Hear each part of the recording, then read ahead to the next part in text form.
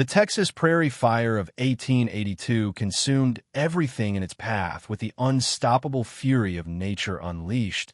But what lone cowboy Jake Hawthorne discovered in that wall of flames would test every ounce of courage the frontier had forged within him.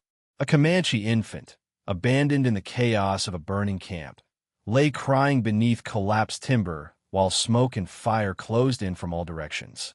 Jake's split-second decision to plunge into that inferno, risking everything for a child whose people were considered his enemies, would bring Chief White Eagle and 50 Comanche warriors to his doorstep at sunrise, their arrival marking not vengeance, but a debt of gratitude that would transform frontier relationships forever. Chapter 1. Inferno on the Prairie.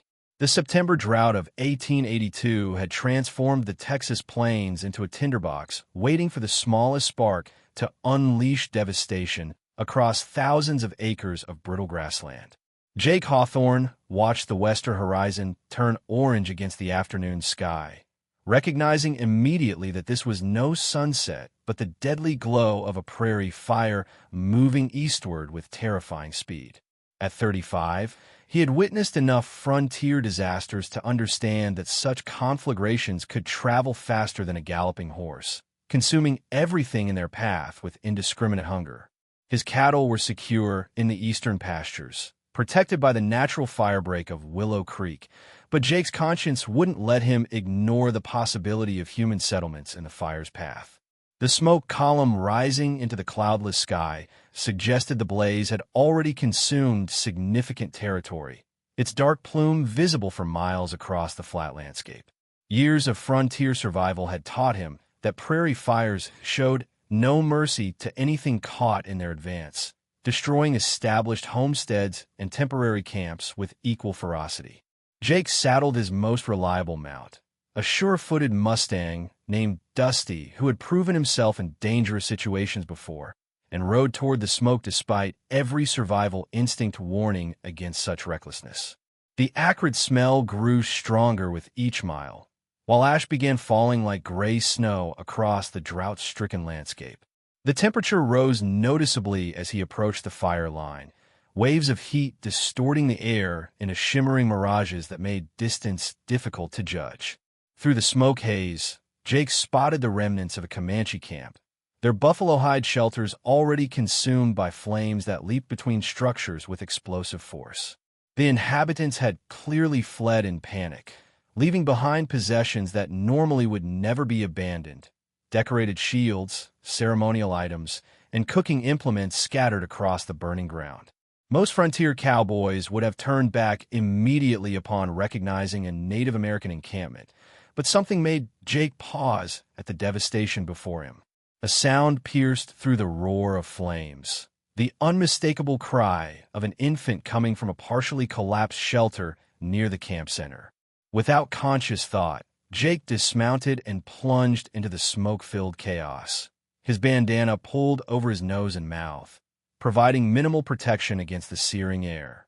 There, beneath a fallen lodgepole that had created a small pocket of survival space, lay a baby wrapped in a traditional Comanche cradleboard, abandoned in the panic of evacuation as flames closed in from all directions. Chapter 2. Against all odds. Jake burst from the inferno with the infant clutched against his chest, his lungs burning from smoke inhalation as he stumbled toward where Dusty waited nervously beyond the fire line.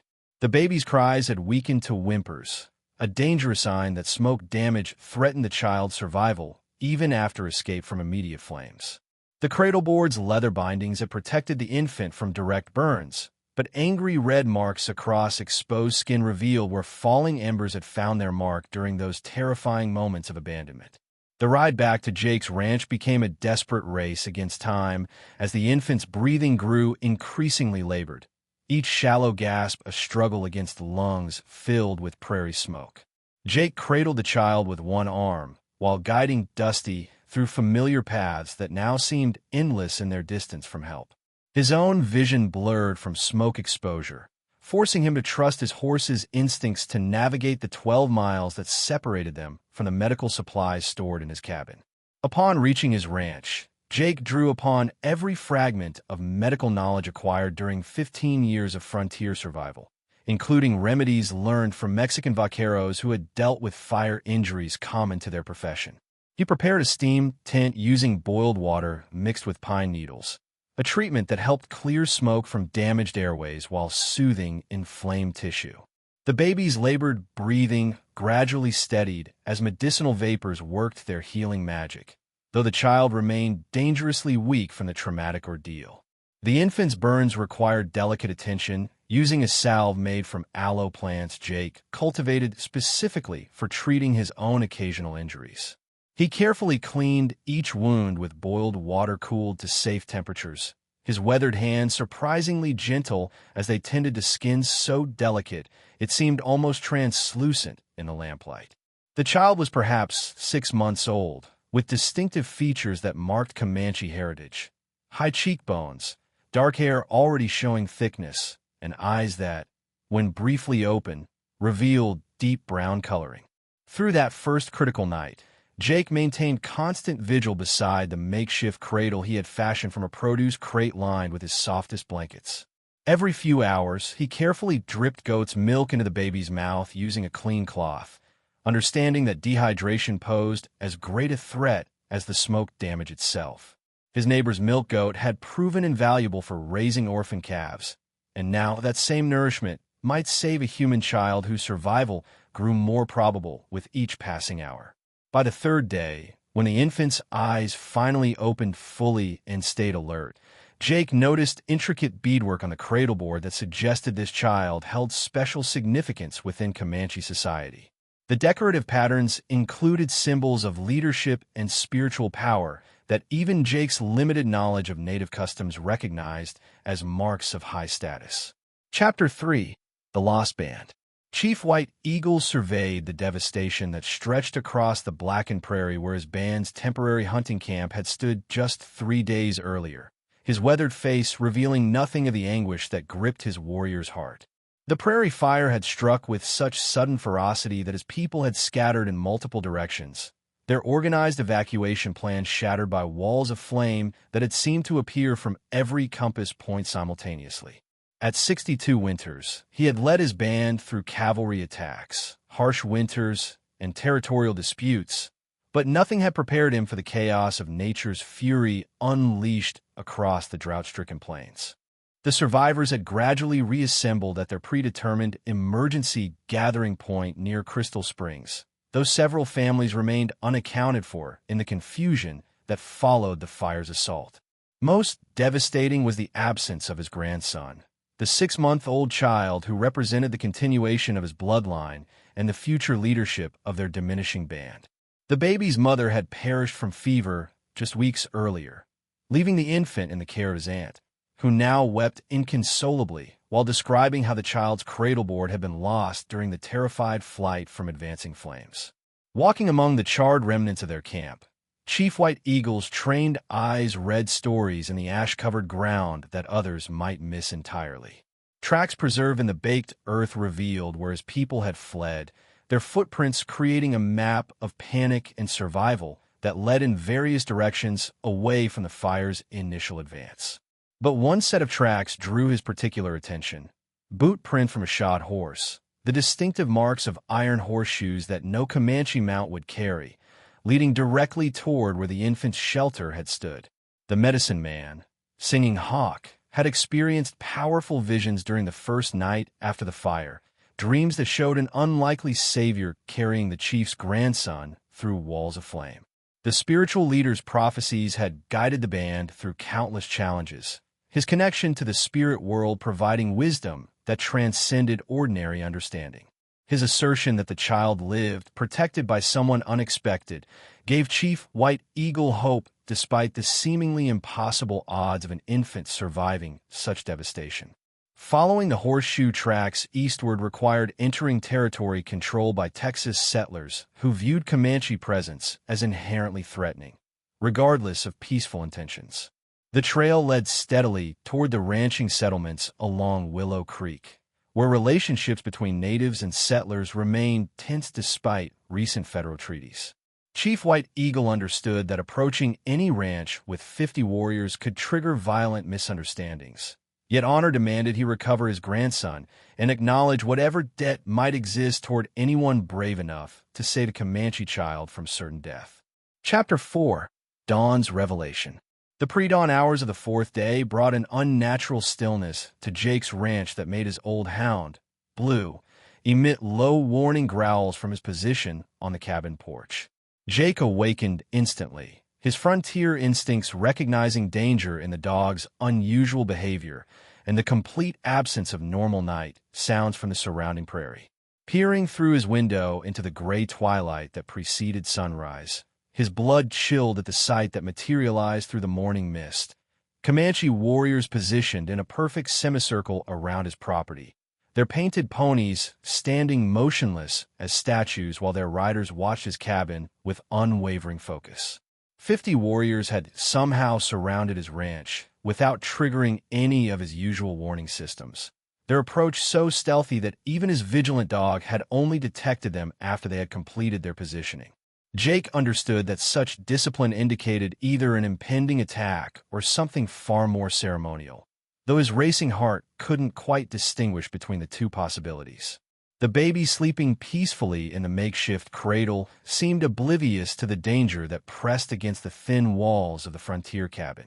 As the sun's first rays painted the eastern sky in shades of gold and crimson, a single figure separated from the waiting warriors and began advancing toward Jake's cabin with measured, dignified steps. Chief White Eagle's bearing commanded immediate respect even from a distance. His eagle feather headdress, catching the early light while his decorated war lance remained deliberately pointed downward in a gesture of peaceful intent. The chief's approach followed protocols that Jake barely understood but recognized as formal, each movement calculated to convey both authority and non-aggression. Jake stepped onto his porch with the infant cradled carefully in his arms, understanding instinctively that attempting to hide the child would be both futile and dishonorable given the circumstances. The moment Chief White Eagle's eyes fell upon his grandson, the weathered warrior's composure cracked momentarily, revealing raw emotion that transformed his stern features into something profoundly human. The baby, as if recognizing a familiar presence, reached tiny hands toward the chief while making contented sounds that broke the morning tension. Through a mixture of broken English, Spanish, and expressive gestures, Jake explained the rescue from the burning camp and his efforts to save the child's life during those critical first hours. Chief White Eagle listened with intense focus, his dark eyes moving between Jake's face and his grandson's peaceful expression, clearly struggling between warrior pride that resisted showing gratitude to an enemy and overwhelming relief at finding his heir alive and thriving. Chapter 5. Sacred Deaths. Chief White Eagle's revelation about the infant's identity stunned Jake, with its profound implications for both Comanche tradition and territorial politics. The child was not merely another baby saved from tragedy, but the chief's only surviving grandson, the sole heir to leadership of a band that traced its ancestry through centuries of Plains prominence. The boy's father had fallen to cavalry bullets the previous winter, while his mother had succumbed to fever just weeks before the fire, leaving this infant as the final link in a bloodline that carried enormous spiritual significance for the entire Comanche nation. Singing Hawk, the elderly medicine man, dismounted from his pony with surprising agility and approached Jake with ceremonial objects that would formalize the life debt created through the rescue. The shaman's interpretation of recent events transcended simple gratitude, viewing Jake's appearance at the burning camp as divine intervention orchestrated by spirits who sought to create bridges between peoples locked in generational conflict. The medicine man spoke in rhythmic Comanche phrases that required no translation, their meaning clear through the reverent attention paid by every watching warrior. The adoption ceremony that followed challenged every assumption Jake had formed about Native American culture during his years on the Texas frontier. Rather than the savage rituals described by territorial newspapers, he witnessed sophisticated protocols that revealed deep spiritual philosophy and complex social structures. Singing Hawk painted sacred symbols on Jake's forehead with pigments mixed from earth and plants, each mark representing different aspects of the courage shown during the rescue and the responsibilities now assumed as an adopted member of the tribe. Chief White Eagle bestowed upon Jake a Comanche name that translated roughly to Fire Walker, acknowledging both the physical act of entering flames and the spiritual courage required to save an enemy's child without thought of reward. The name would be recognized throughout Comanche territory, providing protection and safe passage that no federal document could match. Warriors who had initially viewed Jake with suspicion now regarded him as a brother whose actions had proven character that transcended racial boundaries. Sacred gifts materialized from decorated parfleches carried by senior warriors, each item representing connections to different aspects of Comanche spiritual and martial tradition. An eagle feather marked Jake's recognition as a warrior of proven courage, while a decorated lance signified his authority to speak in tribal councils. Most precious was a small medicine bundle containing objects that would provide supernatural protection throughout his remaining years, its contents known only to the medicine man who had prepared it specifically for the white man who had preserved their future chief. Chapter 6: Brotherhood Forged. The transformation of Jake Hawthorne from isolated rancher to bridge between civilizations reshaped the entire dynamic of the Texas frontier in ways that no military treaty or federal mandate could have achieved. His ranch became recognized neutral ground, where Comanche bands could trade horses and buffalo hides with territorial merchants without fear of ambush or betrayal. The presence of Fire Walker guaranteeing safety that both cultures respected. The simple cabin that had sheltered a dying infant now hosted negotiations that prevented bloodshed across thousands of square miles of disputed territory. Within months, Jake's unique position attracted attention from federal authorities struggling to maintain peace along the increasingly volatile frontier. Colonel Harrison at Fort Richardson recognized that Jake's adopted status within the Comanche Nation provided diplomatic channels that no amount of military force could establish. The colonel began routing sensitive negotiations through Jake's ranch, understanding that his word carried weight with Chief White Eagle that no uniformed officer could achieve. These meetings prevented at least 3 potential conflicts that could have escalated into the devastating campaigns that had consumed other territories. The story of the Prairie Fire Rescue spread through both settler and native communities with remarkable speed, each culture interpreting the events through their own spiritual lens while recognizing the universal courage displayed. Texas ranchers who had previously shot at any Native American approaching their property began reconsidering their assumptions about Comanche barbarism. Similarly, younger Comanche warriors who advocated for total war against white encroachment were forced to acknowledge that some settlers possessed honor that matched their own warrior code. Each autumn, Chief White Eagle's band would camp near Jake's ranch for a week, allowing the growing child to visit the man who had saved his life. The boy, given the English name Samuel in addition to his Comanche identity, learned to navigate both worlds with remarkable adaptability. Jake taught him to read and write in English, while Comanche elders instructed him in the traditions that would one day make him chief. This dual education created a leader who would, decades later, negotiate treaties that preserved more Comanche land and culture than any other Plains tribe managed to retain. The medical knowledge exchanged during these annual visits proved invaluable to both communities. Jake learned native treatments for injuries and illnesses that had claimed many frontier lives, while Comanche healers gained understanding of white medicine that helped their people survive diseases that had devastated other tribes. This practical cooperation built trust that transcended political boundaries, creating relationships that endured long after both Jake and Chief White Eagle had passed into legend. The legacy of that September day in 1882 extended far beyond the survival of one Comanche infant or the honor bestowed upon one Texas cowboy. It demonstrated that individual acts of courage and compassion could overcome generations of hatred when people recognized their shared humanity above cultural differences.